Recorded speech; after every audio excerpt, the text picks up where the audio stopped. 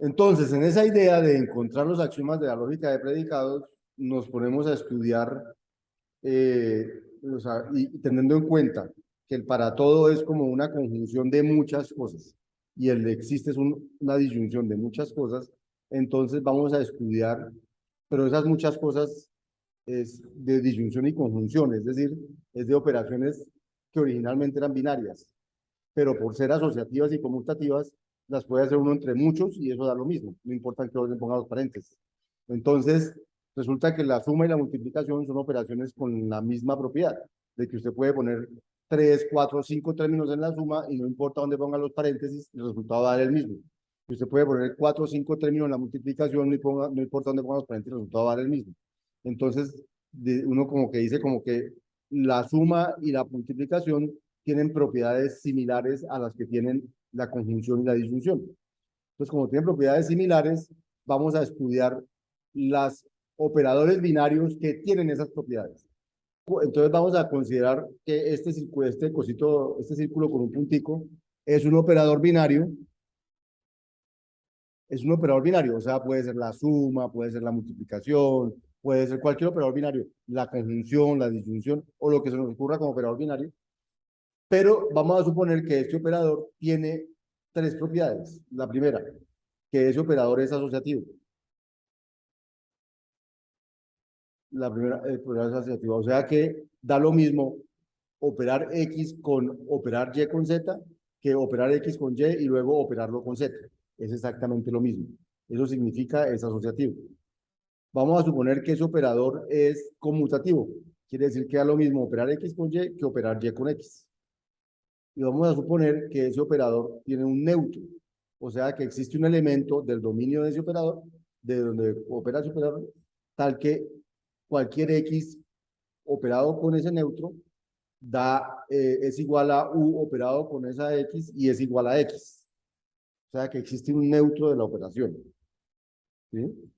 Eh, y a eso se le llama asociatividad, conmutatividad y identidad o unidad, y entonces se llama operadores binarios que cumplen con asociatividad, conmutatividad e identidad.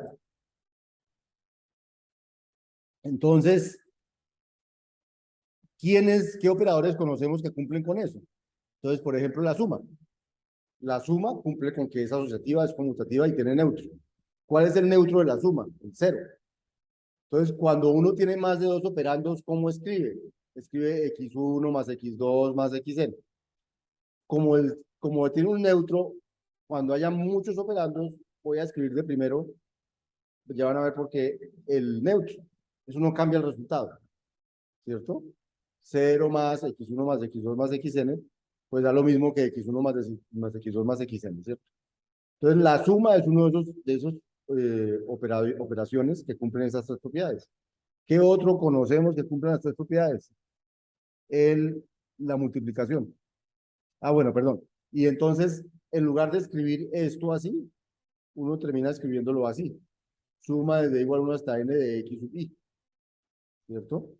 Y así es que la sumatoria. Pero, fíjense que aquí es desde 1 hasta n. Entonces, ¿qué pasa? O sea, ¿qué pasa si aquí no hay elementos? Si no hay elementos que sumar. ¿Cuánto da la suma de elementos que no hay para sumar? O sea, si no hubiera elementos para sumar, esto daría 0 más nada, o sea, daría 0. ¿De acuerdo? Si yo no pusiera este 0, como que uno no sabría qué tiene que dar eso. Eso es lo que trato de decir. Y como es el neutro, él no daña el resultado. Entonces, la suma es uno de las operaciones que conocemos que tiene esas propiedades. La multiplicación también es asociativa, también es conmutativa y también tiene un neutro, que es el número 1, ¿cierto? Y entonces cuando uno va a multiplicar en elementos, escribiría x1 por x2 por xn, ¿cierto? Le ponemos el por 1, que no daña el resultado, pero ¿para qué le ponemos el por 1? ¿Qué pasa si no hubiera nada que multiplicar? ¿Qué daría el resultado? Daría un 1, no un 0, que es lo que uno tendría tendencia a decir si no ve nada. Si uno no ve nada, uno dice, ah, no, no hay nada que multiplicar, eso da 0. No, cuando vamos a multiplicar 10 cosas, pues da el resultado de multiplicar 10 cosas. Cuando vamos a multiplicar 7, da el resultado de multiplicar 7. Cuando no hay, da el resultado del neutro, o sea, da 1, no da 0. O sea, cuando a uno le digan que esta productoria, porque esto finalmente va a terminar escribiéndose así, la productoria desde i igual 1 hasta n de x sub i. Pero si esta n es menor que este 1, quiere decir que aquí no hay términos. Y si aquí no hay términos, el resultado de la productoria es un 1, no un 0. Es el neutro de la operación. Bien. ¿Qué otra propiedad tiene esa? ¿Qué otro operador tiene la propiedad? La conjunción, ¿no? La conjunción. La conjunción, uno puede hacer conjunción de n operando y el neutro es true. Entonces, cuando yo hago conjunción de x1 y x2 y xn, entonces es como si usted está haciendo esto, true y x1 y x2 y xn. Eso no cambia el resultado. Pero cuando lo voy a tratar de poner en una fórmula, lo pondría así. La conjunción desde i igual 1 hasta n de x sub i. Fíjense que es igual que sumatoria, productoria, aquí es la conjuntoria, se llama. Desde i igual 1 hasta n de x. Cuando son muchos, se llama la conjuntoria. Cuando son muchos, se llama la sumatoria. Cuando son muchos, se llama la productoria. Igual pasa con otros operadores binarios. O sea, es el i o la conjunción, pero cuando son muchos es la conjuntoria. Es la suma cuando dos, pero cuando son varios es la sumatoria. Y así. Entonces, ¿qué resultado daría la conjuntoria si no hubiera elementos que hacerle conjunción? Si hubiera 0 elementos. Entonces daría el neutro de la conjunción. O sea, daría true, no false. O sea que la conjunción de ninguna, de nada, da true, no da false. Y por último, está la disyunción, también cumple con ser asociativa, conmutativa, tener neutro, que es el false. Y entonces cuando tengamos false o x1, x2 hasta xn, lo vamos a escribir como la disyuntoria de i igual 1 hasta n de x sub i. Si este n es 0, digamos es menor que 1, que el que empieza aquí, no hay elementos aquí, el resultado de una disyuntoria sin elementos es el neutro, que es false.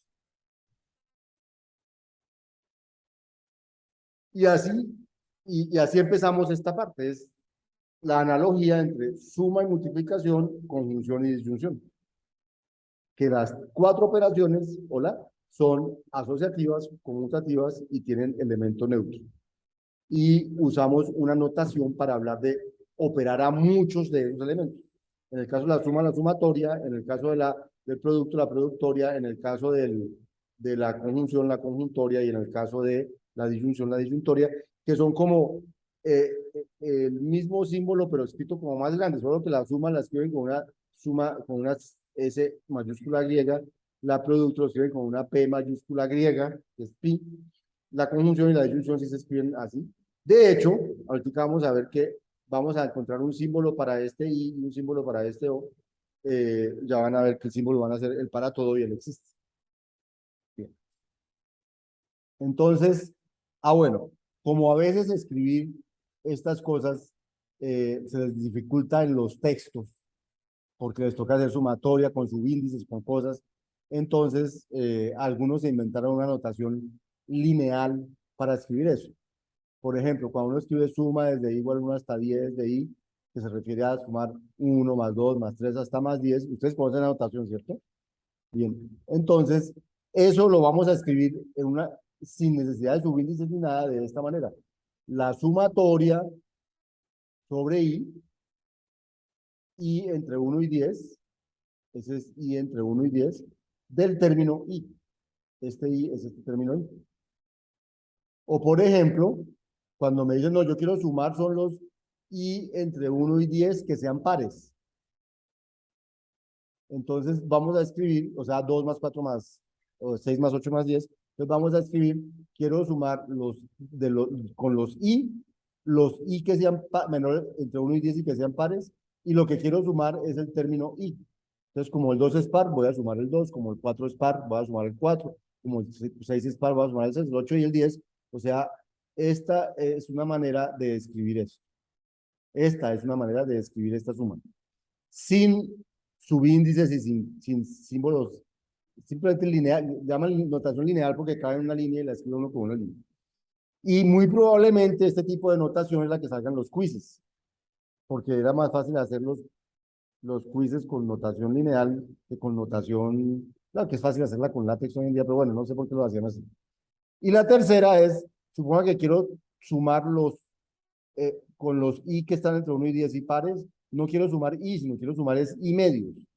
O sea, 2 sobre 2 más 4 sobre 2 más 6 sobre 2 más 8 sobre 2 más 10 sobre 2.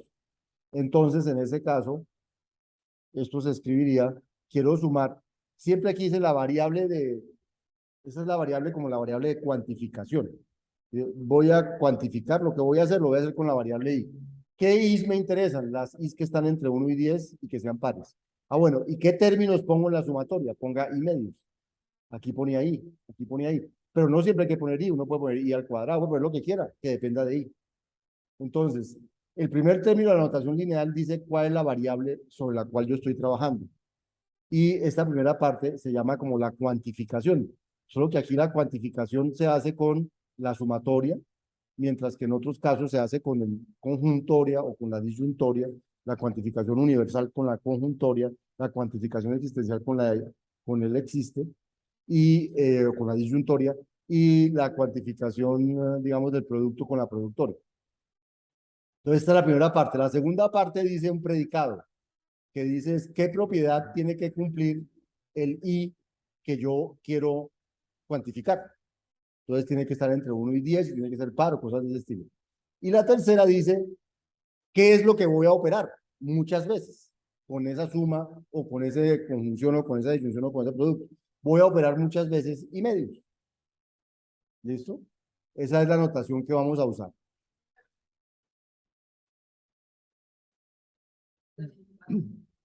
Significan lo mismo, vamos a usar cualquiera de las dos, pero si les aparece esta, no tiene por qué ser algo que les cause problema, porque es esta misma, sino que uno en los libros está acostumbrado a verlo así, pero a veces, por ejemplo, cuando yo escribo, cuando yo hago ejercicios aquí con ustedes en el tablero, no puedo hacer esas sumatorias, esas cosas, entonces prefiero escribir en notación lineal, ¿cierto?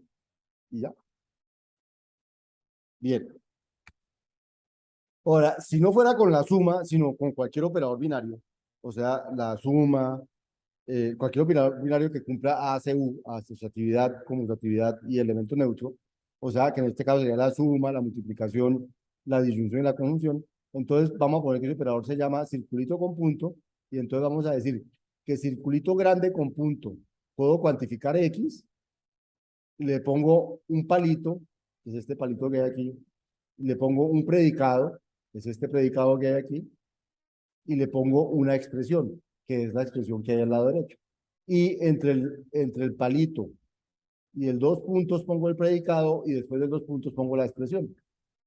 Entonces voy a poner, cuando escriba esto linealmente, es que estuviera escribiendo esto si no fuera lineal. O sea, a X se le llama la variable cuantificada por el operador o la variable de cuantificación. A Q, X se le llama el rango de la cuantificación. Y a EX, que es la expresión del lado derecho, se le llama el cuerpo de la cuantificación. La EX tiene que expresar valores del tipo de los que opera. Entonces, por ejemplo, la suma opera números enteros. Entonces, la expresión tiene que darme números enteros. La multiplicación opera números enteros. Entonces, la expresión tiene que darme un número entero, como aquí que me da i medios o cosas así. Pero si yo voy a usar esto con la i o con el o, con la conjunción o con la disyunción, ¿qué opera la conjunción o qué opera la disyunción? Booleanos. Entonces, tiene que darme una expresión que dé booleanos. Y las expresiones que dan booleanos son las mismas expresiones, son los mismos predicados. Entonces, así como habría un predicado aquí, habría un predicado aquí. Solo que el predicado aquí es el predicado que tiene que cumplir la variable cuantificada y el predicado aquí es la expresión que voy a operar con el operador cuantificado. Ya vamos a hacer ejercicios con esas cosas. Pero lo que queremos es ver en general un operador que cumple asociatividad, conmutatividad y unidad, qué propiedades tiene. Entonces, a esto lo vamos a llamar operaciones binarias generalizadas. ¿Por qué? ¿Por qué generalizadas? Porque en particular, si el operador es la suma, entonces es la sumatoria. Si el operador es la multiplicación, es la productoria. Si el operador es la conjunción, entonces la conjuntoria que vamos a quitar, no vamos a poner conjuntoria, vamos a poner una A al revés. En lugar de escribir conjuntoria, vamos a poner una A al revés. Y si es, y si es la disyuntoria, la disyunción, le vamos a poner un existe y no la O al revés. Entonces, ¿qué cambiamos aquí? Cambiamos este para todo. En lugar de poner un I grande, pusimos un para todo. Y en lugar de poner un O grande, pusimos un existe. ¿Por qué? Porque por la semántica intuitiva que hemos visto, estas expresiones van a ser booleanos y este va a ser verdad si todos los de aquí cumplen, todos los que cumplan con esto cumplen con esto. Entonces, para eso se inventaron este término del para todo. Y esta va a ser verdad si existe alguien que cumpla con este y cumpla con este. Entonces, pues inventaron este término que es el existe. En lugar de ponerle disyunción, en lugar de ponerle conjunción, le pusieron esta A al revés y esta E al revés, que ya las conocemos en nuestro imaginario como para todo o existe. Entonces, son simplemente operaciones binarias generalizadas. Que la binaria aquí es la conjunción, la binaria aquí es la disyunción, la binaria aquí es el producto, la binaria aquí es la suma. Pero son ejemplos de del mismo tipo de cosas. Es operar con un operador binario muchos elementos. ¿Listo? O sea que hacer para todos y hacer existes no es más que operar con conjunciones y disyunciones muchos proposiciones o muchos predicados. ¿Listo? ¿Por qué eso? Porque ahorita vamos a ver entonces propiedades de los operadores binarios generalizados.